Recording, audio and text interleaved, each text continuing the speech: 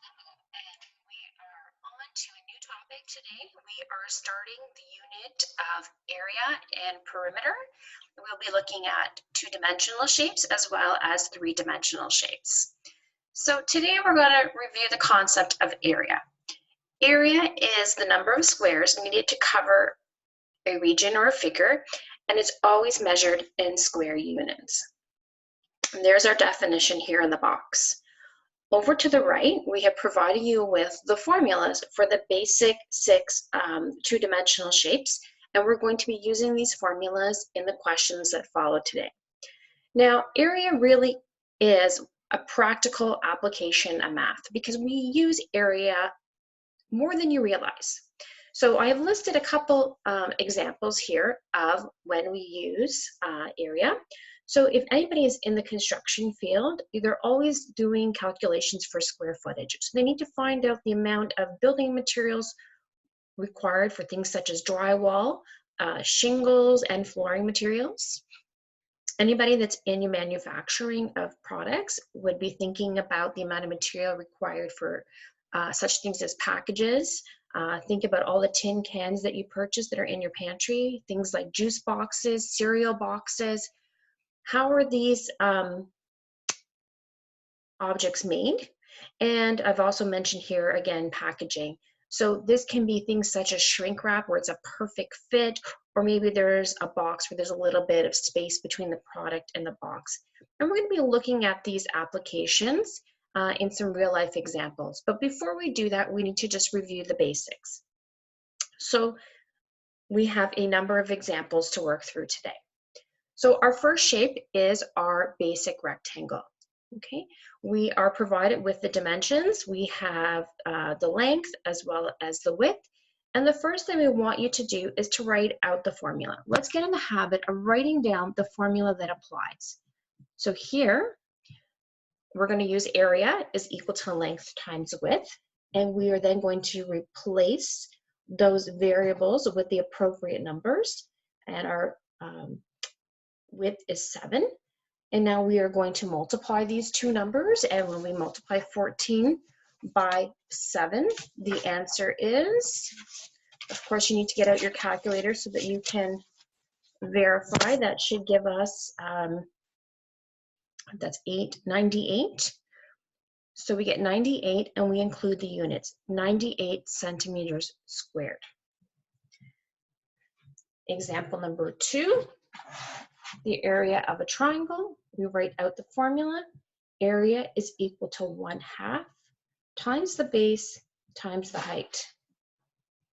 And the base measurement is a 12. And the height is this measure here, the 4. And that's going to give us 1/2 times 12 is 6. Multiply that by 4 to get an answer of 24. Now, in this particular question, we have not provided you with any units. You're just going to write units squared. And if you had centimeters, then it would be centimeters squared. If you had meters, it would be meters squared. On to example number 3, finding the area of a parallelogram. Okay, so going back to our formula sheet, the area of a parallelogram is base times height. Our base is this measure here, 2.5, and our height is the 1.8. So we're going to replace B and H with those numeric values, and then we are going to multiply those numbers together, and you are definitely going to need a calculator. So you're going to get out your calculator, and you're going to multiply those numbers together, and then we're going to have meters squared. When it comes to circles, if you look ahead, the formula is area equals pi r squared. So r is the radius.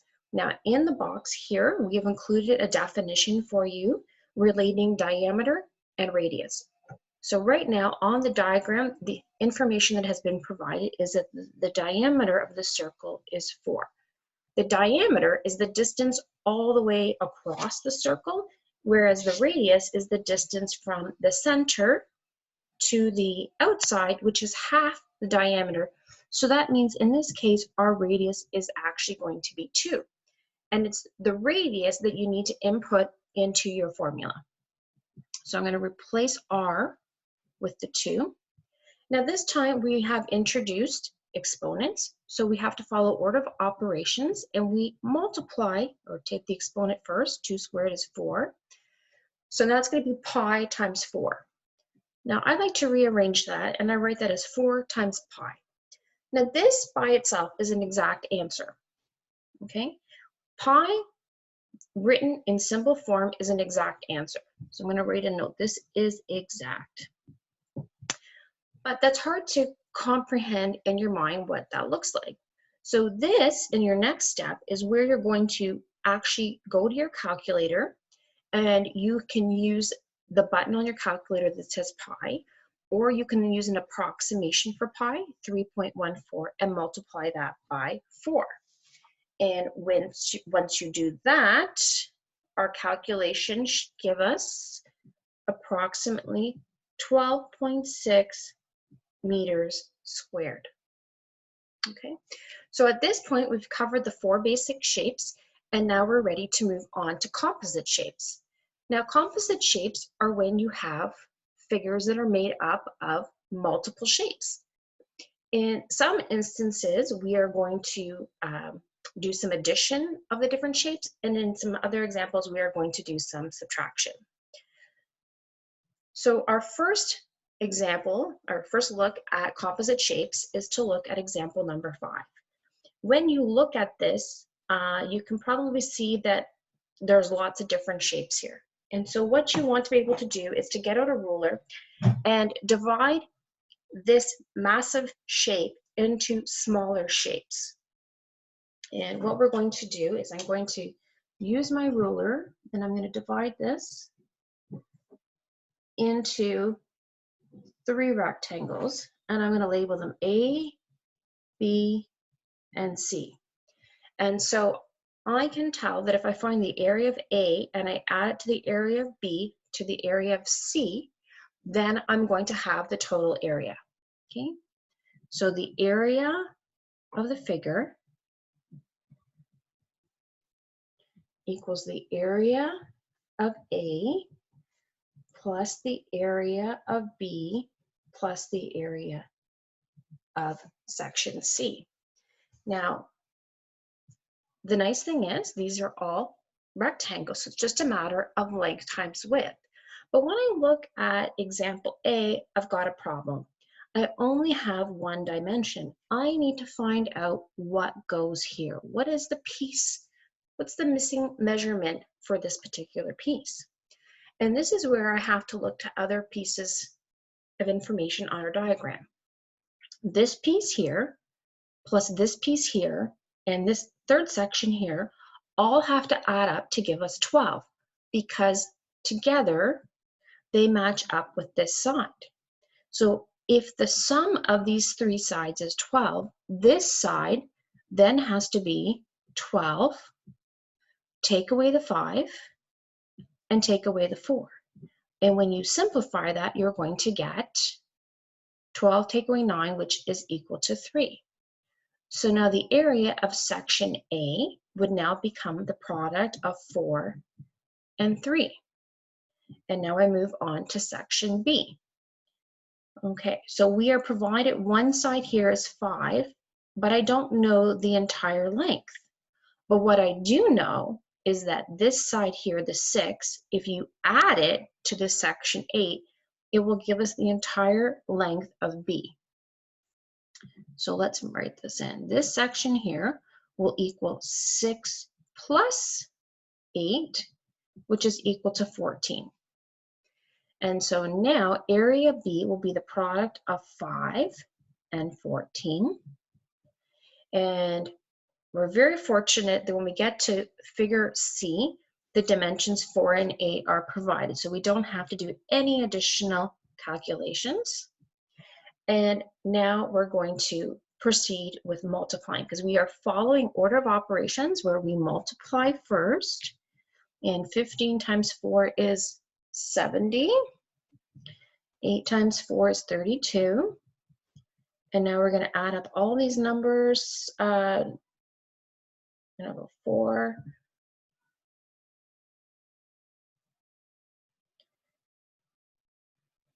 And 7,100, 114. And we should just verify that. 12 plus 70 plus 32 is 114. And then we're going to include our units, which are going to be centimeters squared. And so now we have the area of our composite shape. On to example 6. Now this one here, you may have to look at it for a minute to make sense of this. One thing that's missing from this diagram is we need to have a right triangle here. And if we do that, then this will make this a little bit more straightforward. So first of all, let's just identify the shapes. We have 2 rectangles, we have a triangle, and we have a half circle. So we're going to break it down that the area is equal to the area, let's label them A, B, C, and D. So it will be the area of A plus the area of section B and the area of C plus the area of figure D. And so we're going to find out each particular point. So the area of A is a rectangle that measures 12 by 16. Area B is also a rectangle that measures 12 by 16. And here we have a right triangle, and the area of a triangle is 1/2 times the base. So our base here is 12 and our height is 16. The base is 16, sorry, the base is 16, the height is 12. And now we are on to figure D. So figure D is a circle. Sorry, it's a half circle. So in order to solve, we need to use the formula pi r squared, which means, we're actually going to divide that by 2 because it's half. We need to know the radius of the circle. And when we look at it, the way it's presented, it's not given. That information has not been provided. So we actually have to do some calculations to figure this out. So you're going to have to add some information here. So this we know is a 12, and this is a 16. Now the nice thing is we have a right triangle. So down below here, I'm going to draw myself a little sketch. So there's a 12 and there's a 16, and I'm going to call this D. I'm going to call it D for diameter because that hypotenuse of the right triangle also corresponds with the diameter of the circle. Now I just gave you a clue. I mentioned hypotenuse. As soon as you have 2 sides of a right triangle, we are going to use Pythagorean Theorem. So I'm actually off to the side doing some calculations, and then we'll go back to this. So our Pythagorean Theorem will be 12 squared plus 16 squared equals the hypotenuse squared.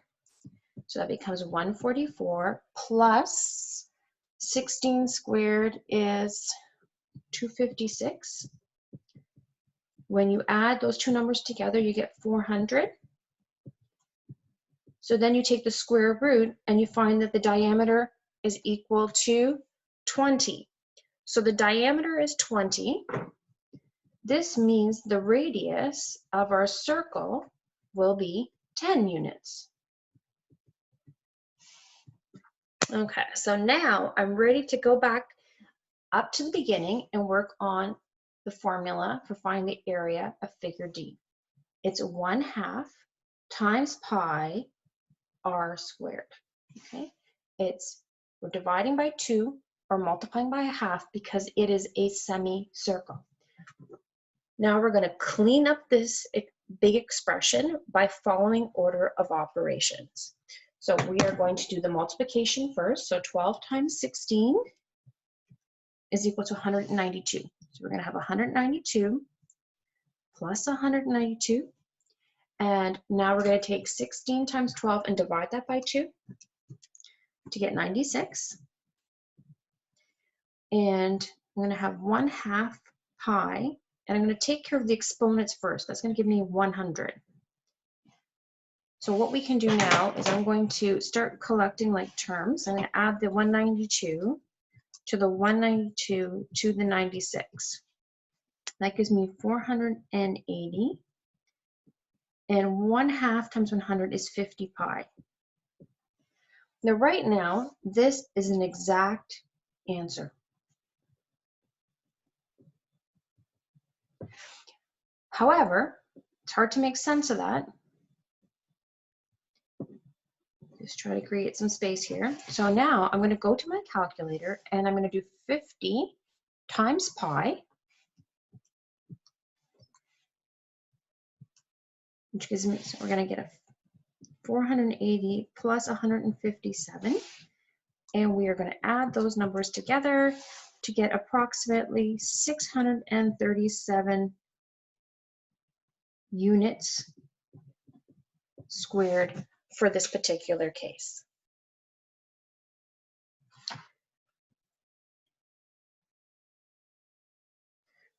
And we'll just do a quick double check. 12 times 6 is, sorry, 12 times 16 is 192, add another 192, and then half of 192 was 96. And when we add that to the 192,